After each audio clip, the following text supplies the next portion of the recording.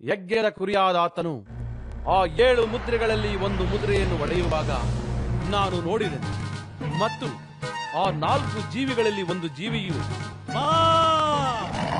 ಎಂದು ಗುಡುಗಿನಂತಿದ್ದ ಸ್ವರದಿಂದ ಹೇಳುವುದನ್ನು ಕೇಳಿದೆನು.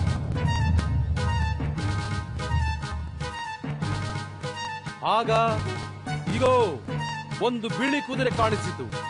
ಅದರ ಮೇಲೆ ಕೂತಿದ್ದವನ ಕೈಯಲ್ಲಿ ಬಿಲ್ಲು ಇತ್ತು. ಅವನಿಗೆ ಜಯಮಾಲೆ ಕೊಡಲ್ಪಟ್ಟಿತು. ಅವನು ಜಯಿಸುತ್ತಿರುವವನಾಗಿ ಜಯಿಸುವುದಕ್ಕೋಸ್ಕರ ಹೊರಟನು. ಆತನು 2ನೆಯ ಮುದ್ರೆಯನ್ನು ಒಡೆದಾಗ 2ನೆಯ ಜೀವಿಯು ಅನ್ನುವುದನ್ನು ಕೇಳಿದೆನು.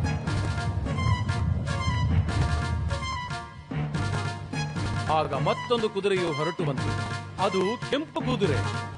ಅದರ ಮೇಲೆ ಕೂತಿದ್ದವನಿಗೆ ಭೂಮಿಯಿಂದ ಸಮಾಧಾನವನ್ನು ತೆಗೆದು ಬಿಡುವುದಕ್ಕೂ ಮನುಷ್ಯರು ಒಬ್ಬರನ್ನೊಬ್ಬರು ಕೊಲ್ಲುವವರಾಗುವಂತೆ ಮಾಡುವುದಕ್ಕೂ ಅಧಿಕಾರವು ಕೊಡಲ್ಪಟ್ಟಿತು.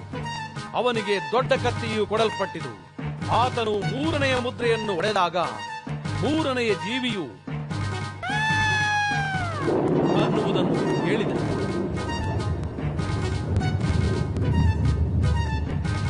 ಆಗ ಇಗೋ, ಕಪ್ಪು ಕುದುರೆಯು ಕಾಣಿಸಿತು.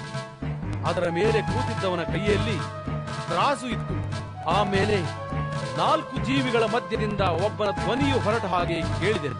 ಅದು, ರೂಪಾಯಿಗೆ 1 ಸೇರು ಗೋಧಿ, ರೂಪಾಯಿಗೆ 3 ಸೇರು ಜವೆಗೋಧಿ, ಎಣ್ಣೆಯನ್ನು ದ್ರಾಕ್ಷಾರಸವನ್ನು ಕೆಡಿಸಬೇಡ ಎಂದು ಹೇಳಿತು. ಆತನು 4ನೆಯ ಮುದ್ರೆಯನ್ನು ಒಡೆದಾಗ 4ನೆಯ ಜೀವಿಯು ಅನ್ನುವ ಶಬ್ದವನ್ನು ಕೇಳಿದೆನು.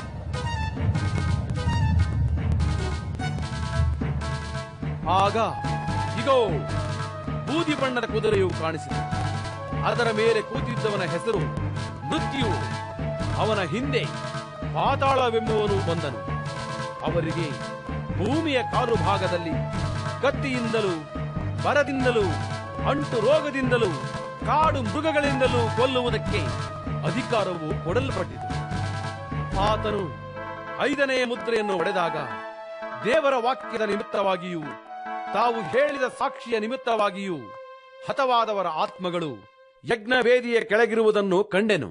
ಅವರು, ಒಡೆಯನೇ, ಪರಿಶುದ್ಧನೂ ಸತ್ಯವಂತನೂ ಆಗಿರುವಾತನೇ, ಭೂನಿವಾಸಿಗಳು ನಮ್ಮನ್ನು ಕೊಂದದ್ದಕ್ಕಾಗಿ ನೀನು ಎಷ್ಟು ಕಾಲದವರೆಗೂ ನ್ಯಾಯ ವಿಚಾರಿಸದೆಯೂ ಪ್ರತಿದಂಡನೆ ಮಾಡದೆಯೂ ಇರುವಿ ಎಂದು ಮಹಾಶಬ್ದದಿಂದ ಕೂಗಿದರು.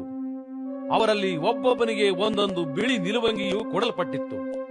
ಇದಲ್ಲದೆ ನಿಮ್ಮ ಹಾಗೆ ಕೊಲೆಯಾಗಬೇಕಾಗಿರುವ ನಿಮ್ಮ ಸಹೋದರರ ಮತ್ತು ನಿಮ್ಮ ಜೊತೆದಾಸರ ಸಂಖ್ಯೆಯೂ ಪೂರ್ಣವಾಗುವ ತನಕ ಇನ್ನೂ ಸ್ವಲ್ಪ ಕಾಲ ವಿಶ್ರಮಿಸಿಕೊಂಡಿರಬೇಕೆಂದು ಅವರಿಗೆ ಉತ್ತರವಾಯಿತು. ಆತನು 6ನೆಯ ಮುದ್ರೆ ಒಡೆಯುವುದನ್ನು ಕಂಡೆನು. ಒಡೆದಾಗ ಮಹಾಭೂಕಂಪ ಉಂಟಾಯಿತು. ಸೂರ್ಯನು ಕರಿ ಕಂಬಳಿಯಂತೆ ಕಪ್ಪಾದನು. ಪೂರ್ಣ ಚಂದ್ರನು ರಕ್ತದಂತಾದನು. ಹತ್ತಿ ಮರವು ಬಿರುಗಾಳಿಯಿಂದ ಅಲ್ಲಾಡಿಸಲ್ಪಟ್ಟು ತನ್ನ ಕಾಯಿಗಳನ್ನು ಉದುರಿಸುವ ಪ್ರಕಾರ ಆಕಾಶದ ನಕ್ಷತ್ರಗಳು ಭೂಮಿಗೆ ಬಿದ್ದವು. ಆಕಾಶವು ಸುರುಳಿಯ ಹಾಗೆ ಸುತ್ತಲ್ಪಟ್ಟು ಹೋಗಿಬಿಟ್ಟಿತು. ಎಲ್ಲ ಬೆಟ್ಟಗಳು ದ್ವೀಪಗಳು ತಮ್ಮ ತಮ್ಮ ಸ್ಥಳಗಳಿಂದ ಚಲಿಸಿದವು. ಇದಲ್ಲದೆ ಭೂರಾಜರು, ಪ್ರಭುಗಳು, ಸಹಸ್ರಾಧಿಪತಿಗಳು, ಐಶ್ವರ್ಯವಂತರು, ಪರಾಕ್ರಮಶಾಲಿಗಳು, ಎಲ್ಲಾ ದಾಸರು, ಸ್ವತಂತ್ರರು ಬೆಟ್ಟಗಳ ಗವಿಗಳಿಗೂ ಬಂಡೆಗಳ ಸಂದುಗಳಿಗೂ ಓಡಿ ಹೋಗಿ ತಮ್ಮನ್ನು ಮನೆ ಮಾಡಿಕೊಂಡು ಬೆಟ್ಟಗಳಿಗೂ ಬಂಡೆಗಳಿಗೂ, ನಮ್ಮ ಮೇಲೆ ಬೀಳಿರಿ, ಸಿಂಹಾಸನದ ಮೇಲೆ ಕೂತಿರುವ ಆತನ ಮುಖಕ್ಕೂ ಯಜ್ಞದ ಕುರಿಯಾದ ಆತನ ಕೋಪಕ್ಕೂ ನಮ್ಮನ್ನು ಮರೆ ಮಾಡಿರಿ. ಅವರ ಕೋಪವು ಕಾಣಿಸುವ ಮಹಾದಿನ ಬಂದಿದೆ. ಅದರ ಮುಂದೆ ನಿಲ್ಲುವುದಕ್ಕೆ ಯಾರು ಶಕ್ತರು ಎಂದು ಹೇಳಿದರು.